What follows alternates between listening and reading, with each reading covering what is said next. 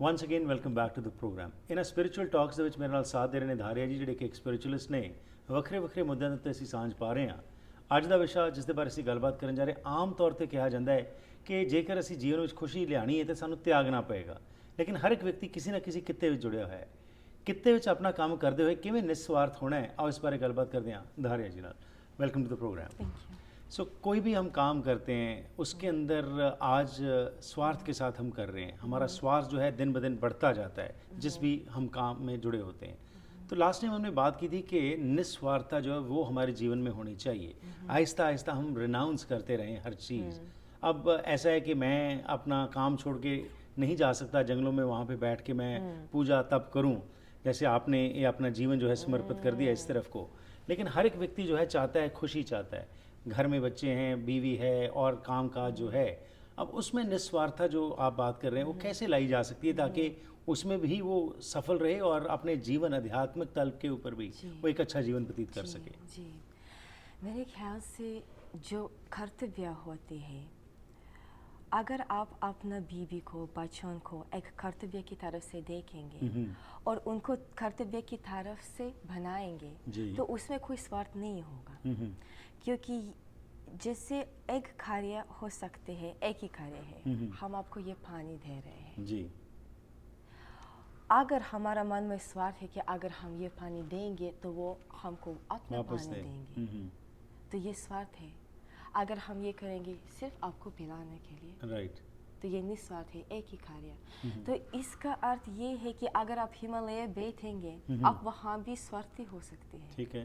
और अगर यहाँ पर इंजीनियर बन के अपना परिवार घर चलाएंगे निस्वार्थ भाव से, तो आप भगवान को पाएंगे सबसे पहले।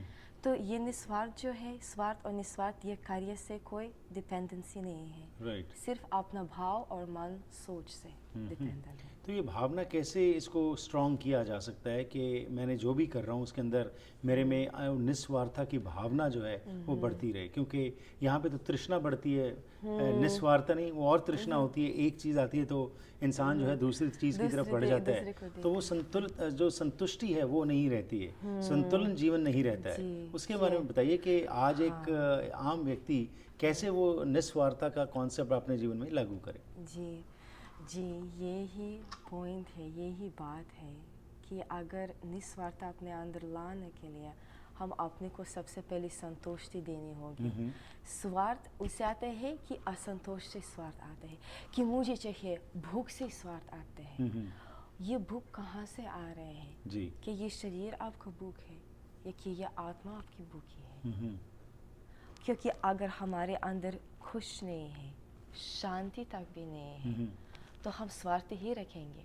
अगर हमारे पास प्रेम नहीं है कि मुझे प्रेम दो, मुझसे प्यार करो, अगर हमारे अंदर कोई कमी है तो हम उनको बाहर से लाने की कोशिश करेंगे। इसी में यही तो स्वार्थ बोलते हैं ना, कि मैं मुझे मुझे मुझे। राइट। उस संतुष्टि को लाने के लिए आपको केवल अपने को जानना, प्यूरिफाई और संतुष्टि मिलाना पड़ेगा।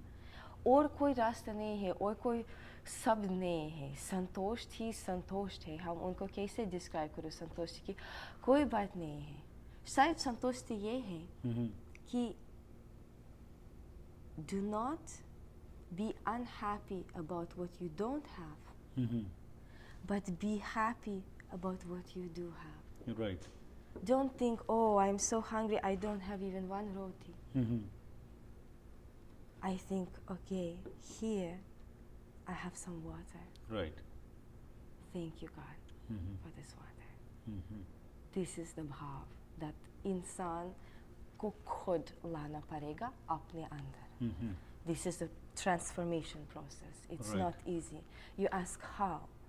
How when you are angry and you know anger is bad, do you stop yourself from anger? Which brakes do you apply to that train going 200 kilometers an hour? How do you stop that train? Where is that anushasan? Where is that self-control? Where is that discipline? This all comes from Gyan. This all comes from Guru. Right. Right? So this is what we should bring to this world. We need to bring more gurus, more gurukuls, and more sadhakas who are living even in their business suits, but doing their sadhana in Niswar Bhav. प्रधार्य जी, जैसे आपने कि और गुरु और गुरुकुल खुलने चाहिए, और उसमें एक जो समस्या आज हम दुनिया में देख रहे हैं कि आज वही जो गुरुकुल्स खोल रहे हैं या गुरु बन रहे हैं, वो अपने साथ जोड़ लेते हैं और जो मेन मकसद होता है वो फिर ख़त्म हो जाता है। और लोग तो क्योंकि चाहते हैं इंस्टेंट ग्रेटिफिकेशन, तो उसके लिए वो जो गुरु हैं उन्हीं को भगवान बना के बैठ जाते हैं। हाँ जी, हाँ, दूसरे के बारे में हम बात नहीं कर सकते, परंतु जो हमारी बात है कि अगर ये सपना पूरा हो जाए, क्योंकि बहुत ही ऐसे पेरेंट्स हैं जो अपना बच्चों को स्कूल्स में नहीं भेजना चाह रहे हैं, उनको खराब नहीं होने देने चाह रहे हैं, और कुछ ऐसे भी लोग हैं जो उन बच्चों को शिक्षा देने के लिए, मतलब उन पे सरेंडर के लिए तैयार है। ठीक है ना?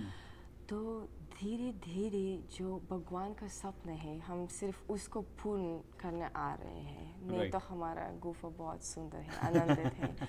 तो उनका जो मिशन है उनको पूरा करने के लिए, एक हैप्पी ह्यूमैनिटी को देखने के लिए अपने आंखों से भी, इसमें शायद मेरा स्वार्थ है।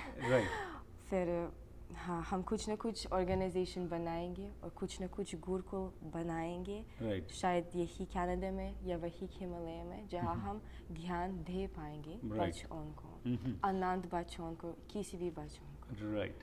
अच्छा धारी जी, ये बताइए कि एस्पिरेशंस की जब गल करते हैं, तृष्णों की जब बात करते हैं, तो उसके अंदर हर एक इंसान जो है जहाँ पे है वहाँ से आगे पहुँच जाता है। समय के साथ तब्दीली होती है। कोई भी व्यक्ति एक पर्टिकुलर स्टेट ऑफ माइंड में नहीं रहता है, ना ही particular state of mind means कि उसकी सोच जो है उसमें बदलाव आता रहता है। जैसे एक्सपीरियंसेस होते हैं, जैसे लोगों को मिलता है, जो एक्सपीरियंसेस के साथ जो सर्कमस्टांसेस होते हैं, कुछ ना कुछ इंसान सीख लेता है।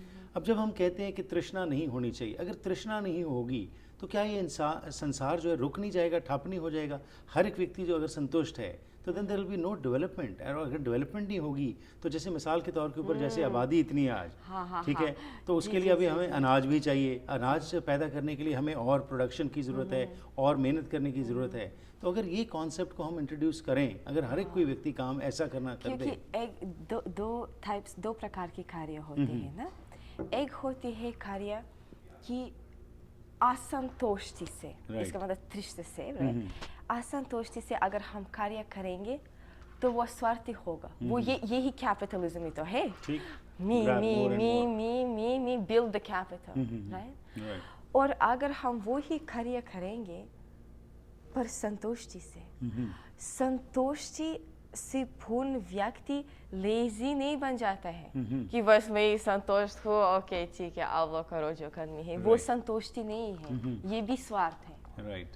जब कोई संतुष्टि से पूर्ण हो जाते हैं, वो देख रहे हैं कि हाँ, अब हम क्या कर सकते हैं, हम किसको मदद कर सकते हैं।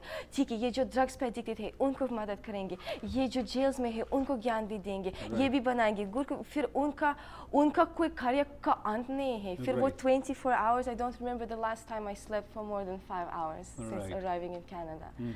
Then you have even more work because you understand how much there is असंतोष।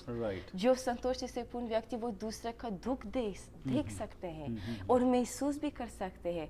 और इस संसार का ये जो प्रीटी लाइट्स है, उन घरों में कितना असंतोष है, अगर गिन जाओगे तो पागल हो जाओगे, राइट? तो अगेन ये तभी होगा अगर आपका पर्सपेक्टिव इस ज़िंदगी के प्रति चेंज होगा कि आप चाहते हैं और करना, लेकिन उसके साथ बाकियों का भी भला करना चाहते हैं।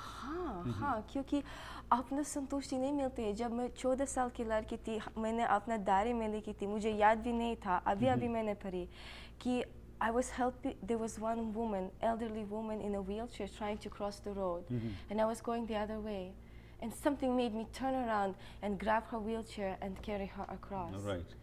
And when that lady looked at me with the biggest smile on my face, I wrote, I know what I want to do in my life. I just want to help people because I never felt so much happiness from anything than that smile of gratitude.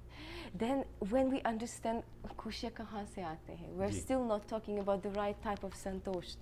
संतोष पाने से कभी नहीं आएगा, right?